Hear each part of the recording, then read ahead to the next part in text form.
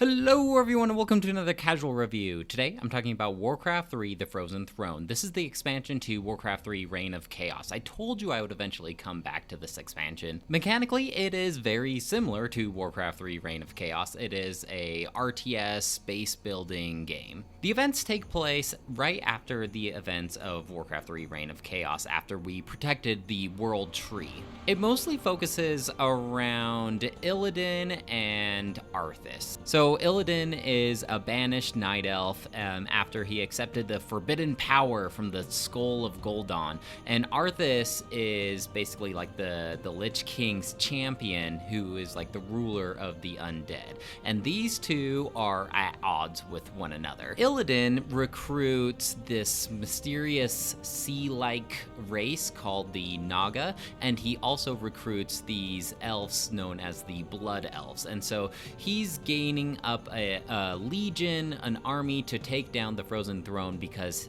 Illidan's master says he needs to do that, and Arthas is obviously trying to protect the Frozen Throne because that's where his source of power comes from, and if the Frozen Throne is destroyed, then the undead will be no more. You do actually start out this expansion playing as Maeve, and she was basically like Illidan's jailer, and she's like obsessed with hunting down Illidan and recapturing him, putting him back to jail. And unlike Reign of Chaos, you actually get to start with the Night Elf campaign in this one. I really like the story of this one. I like all of the characters in here. You know, I like Illidan, he's so edgy and cool. Arthas is pretty cool as well. My favorite World of Warcraft character is also in this game, Sylvanas, and they really fleshed out her character from when she was killed by Arthas in Reign of Chaos. In this one, Sylvanas is like more of a main titular character, and she actually like breaks free from the bonds of Arthas, and this is all about like the story of how she like starts the Forsaken, which is like a race of undead that are free from Arthas's influence. I'm not as nostalgic or familiar with Frozen Throne compared to Reign of Chaos, but I still really enjoy playing it whenever I do. As far as like differences between this and Reign of Chaos, there might be some hidden changes and patches compared to Reign of Chaos, but the noticeable ones are we have some new units, some new buildings. One of the new buildings in this game is like each race has a shop that they can build, and in this shop you can purchase an orb that usually allows you to attack air units. So I always thought it was cool to equip a bunch of these orbs on my hero, so then I have a bunch of orbs like spinning around my weapon. But yeah, for the most part, most of this is going to be the same as Reign of Chaos. I kind of wish that they did maybe fix the units' smartness. I know that's not a word, but in terms of like pathfinding, these units can be pretty dumb still. You know, they're going to get in each other's ways. The range guys are going to attack in the front, and the melee guys are going to sit in the back, and so you really need to like micromanage each unit if you want to get the positioning correctly, because their pathfinding isn't exactly fine-tuned yet. This game, especially the Night Elf campaign, takes place around a lot of water, and so you're going to not need to like load all your units in boats or aircrafts to navigate around these waters unless you're controlling the Naga, which can swim in the water obviously. But I just find this whole traversal system quite tedious, trying to get all my units micromanaged in the boats and then traveling off to the next land and unloading them all onto the shore. And so I just find that whole system tedious, and especially at the Night Elf campaign, like you had to do a lot of traversing across these boats. You know, this game does tend to hit that limit, at least for me personally, where there are just too many things to manage at one time. Like usually my brain can handle maybe like 5 different unique units and abilities, but this game goes above and beyond, especially when you are playing as the quote-unquote human campaign, but really it's like the Blood Elf campaign, and this is where Kil'jaeden, the hero of the Blood Elves, got recruited by Illidan. So by the end of that Blood Elf campaign, you are controlling Illidan, you're controlling the other 2 heroes, you're controlling Blood Elf bases, and you're also controlling this new race, the Naga, and the Naga have their own unique buildings and units and abilities and all this stuff to keep track of. Now, the Naga aren't like their a full-blown race, but I kind of wish that they were, because I think it'd be cool to play as the Naga, like their own campaign.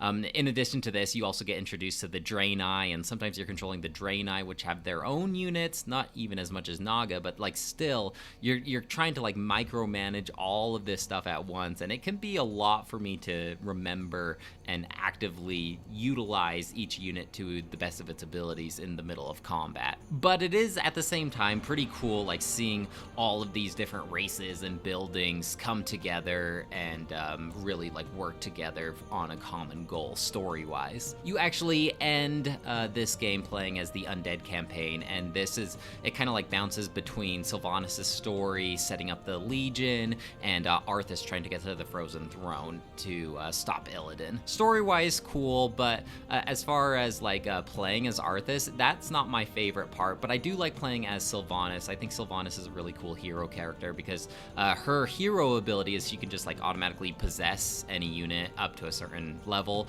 basically like what Banshees do with their ability, and I really like that idea.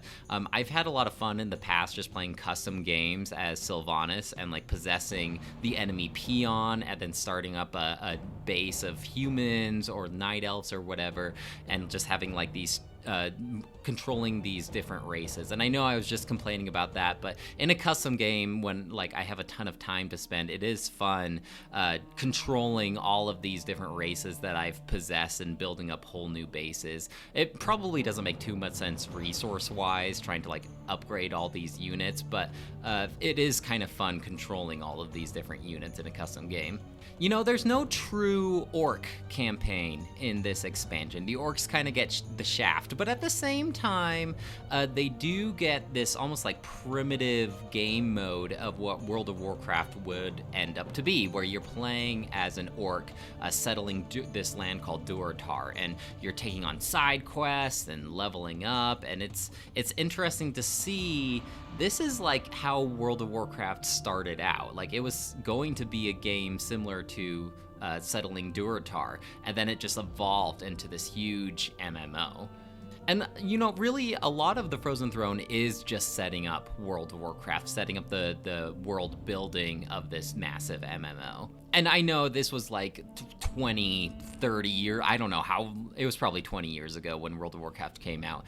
And I know, like, World of Warcraft has evolved into this whole other thing, but if you were to play the base World of Warcraft, you could really see all of the world building and inspiration that they got from Warcraft 3 and Warcraft 3 The Frozen Throne. I just feel like this expansion really did a good job having a huge variety of levels. It's not just base building and then go try and destroy the other enemy's base, although, you know, a decent amount of levels are like that. But other times they do a really good job of like mixing things up, having different objectives, almost like different game modes. You actually play like a very primitive version. This is like a secret level that you can unlock, but it's like a primitive version of a tower defense game.